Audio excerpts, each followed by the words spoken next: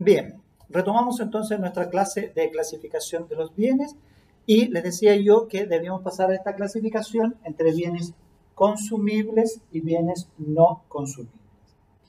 Esta es una clasificación de cosas. Recuerden que estamos hablando de cosas, cosas que se pueden consumir, cosas que no se pueden consumir. ¿Y a qué atiende esta clasificación? Si es consumible, estamos hablando de cosas que se destruyen por su primer uso. Y si estamos hablando de cosas no consumibles, estamos hablando de cosas que no se destruyen por su primer uso. Bien, ahora, esto que parece tan sencillo, porque hablamos de una cosa consumible, como por ejemplo todo lo que son los alimentos. Los alimentos obviamente se extinguen cuando son consumidos, pero también están los elementos que se agotan. Por ejemplo, el alcohol gel, que en este minuto uno lo usa y obviamente el pote va disminuyendo, o los aerosoles también se van gastando. Son cosas consumibles. No así como las no consumibles, que por ejemplo en materia económica se les denomina bienes durables. Un refrigerador, una juguera, un televisor, una silla, una mesa son bienes no consumibles objetivamente porque no se destruyen con su primer uso. Pero esta primera aproximación a los bienes consumibles y no consumibles se hace un poco más compleja cuando pensamos en el titular de estas cosas. Cuando nosotros pensamos en el refrigerador o pensamos en una fruta, estamos pensando en la cosa, pero no estamos pensando en qué destino tienen para su titular, para su actual titular. Entonces, eso hace que algunos autores vuelvan a subdistinguir entre cosas consumibles que pueden serlo objetivamente o pueden ser cosas consumibles subjetivamente. ¿Ah? Es decir, son objetivamente consumibles de acuerdo con el destino que tienen para su actual titular. O son objetivamente consumibles si se destruyen o no por su primer uso. Entonces, una cosa consumible objetivamente, es decir, que se va a destruir por su primer uso, sería, por ejemplo, una fruta. Ahora, una cosa consumible, subjetivamente, es decir, que según el destino que tienen para su actual titular, se van a extinguir, ya sea por la enajenación. Entonces tenemos allí como ejemplo al vendedor de libros. El libro es una típica cosa objetivamente no consumible, es un bien durable, no se destruye por su primer uso. Pero si el destino que tienen para su titular hoy, yo, vendedor, es enajenarlos, entonces es subjetivamente consumible, porque para mí se van a agotar, se van a extinguir en la medida en que yo los vaya vendiendo, enajenando, regalando, si fuese del caso. ¿Ya? Ahora, nos vamos al otro lado, a los bienes no consumibles. En los no consumibles nos encontramos que son, y hemos dicho ya, que son aquellos que no se destruyen por su primer uso. Aquí tenemos claramente los bienes durables. El refrigerador, el televisor, la juguera, la silla, la mesa. En cambio, podemos encontrar bienes no consumibles subjetivamente. ¿Qué quiere decir esto? Que a lo mejor la cosa sí se va a ir agotando, pero para mí no lo va a hacer porque el destino que tienen hoy es no hacer ese consumo. Y ahí estamos entonces frente a bienes subjetivamente no consumibles, por ejemplo, un vino de colección. Este vino está aquí, sería algo que efectivamente es consumible porque se destruye al momento de servir el vino, se extingue, pero para mí, que yo soy coleccionista, en este caso ese bien no se va a destruir, se vuelve subjetivamente no consumible. Claramente podemos encontrar bien. Ahí yo siempre menciono en esta clase una Coca-Cola. Hay una Coca-Cola ahí en un bar del centro que se llama el Clinton, y debe su nombre precisamente a que cuando vino el presidente Clinton de los Estados Unidos, pasó ahí y se tomó una Coca-Cola, pero no se la sirvió completamente. Entonces quedó parte del líquido y el dueño no encontró nada mejor que cambiarle el nombre a su local y acto seguido guardar allí en una exposición la Coca-Cola a medio consumir. Ese sería un bien consumible, objetivamente, porque se va a destruir si se toma. Pero aquí el individuo lo transformó en un no consumible porque lo transformó en un objeto de muestra, un objeto de colección. ¿Ven? Así que revisen la literatura allí y vayan dándose cuenta de los ejemplos porque en cada caso se pueden dar variantes. ¿Ah? Pueden tomar varios y colocarlos en las distintas categorías. Luego tenemos la distinción que reconoce a los fungibles y no fungibles. Aquí también hay un tema un poco confuso, después lo vamos a ver, pero aquí se hace atendiendo a si la cosa es susceptible o no de ser reemplazada frente a la necesidad que resuelve. Entonces, las cosas son fungibles si efectivamente puede ser reemplazada por otra que tiene el mismo poder liberatorio, es decir, el mismo poder de satisfacer la necesidad. ¿No? Así al menos dice Peñailillo cuando habla cosas de igual poder liberatorio. Piensen ustedes si desean tomarse un café o tomar un agua mineral. Entonces usted dice, mi interés es tomar un café, tomar un agua mineral. Me da lo mismo cual sea, cualquier agua, cualquier café, es conveniente o satisface, libera mi necesidad de tomar café.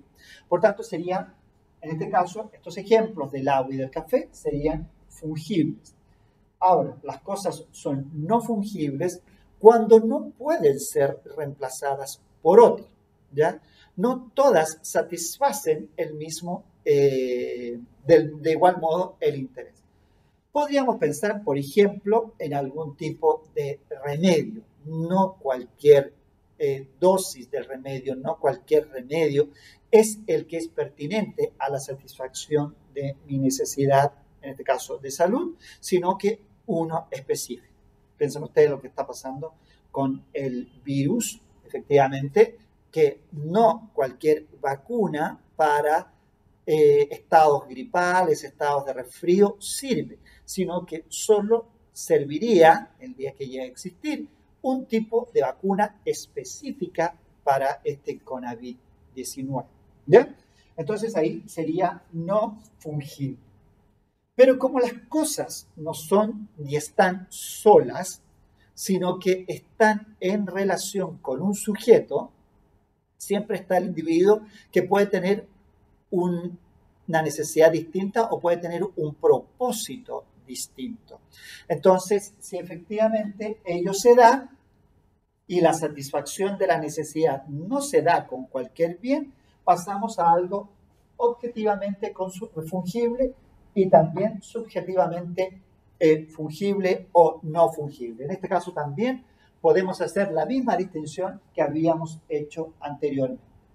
Así la cosa puede ser objetivamente fungible porque cualquier bien satisface la necesidad, como también puede ser fungible subjetivamente, porque a pesar de que un café, por ejemplo, resuelve la necesidad de beberlo de toda persona, puede que haya un individuo que entienda que o que guste de un café que diga, no, cualquier café a mí en lo personal no satisface mi necesidad.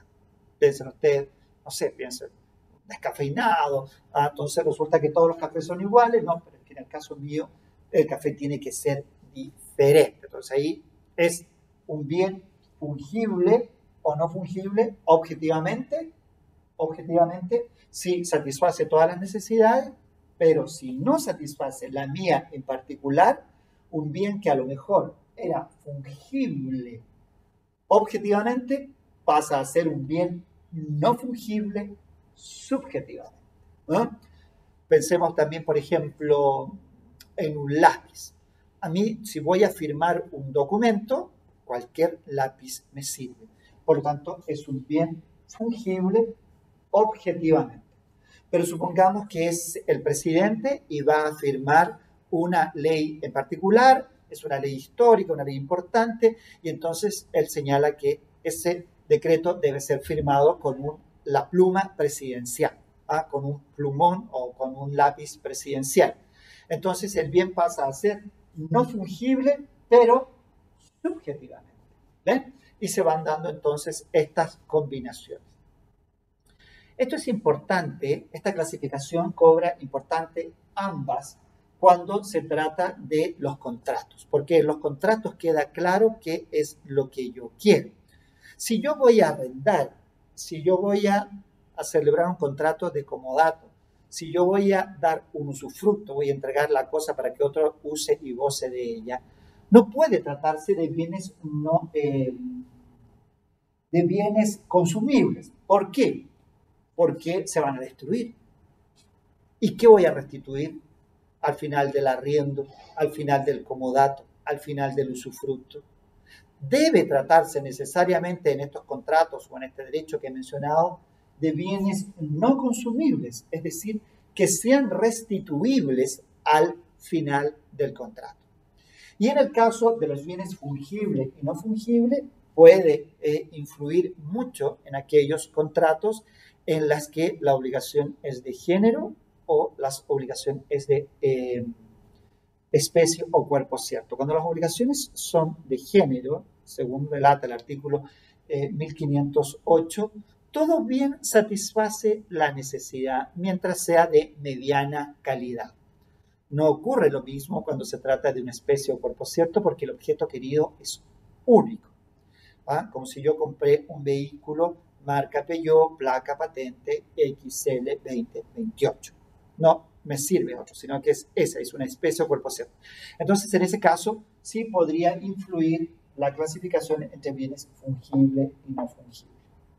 Según relatan los autores, esta clasificación está comprendida en el artículo 575, pero si ustedes la analizan en la primera parte y en los ejemplos que da, que habla de las cosas que se destruyen y habla del término perecer, y de las especies metálicas, que es un tipo de ejemplo, entonces uno de inmediato detecta que el código hizo una confusión. Porque cuando habla de perecer, está hablando de especies consumibles o no consumibles.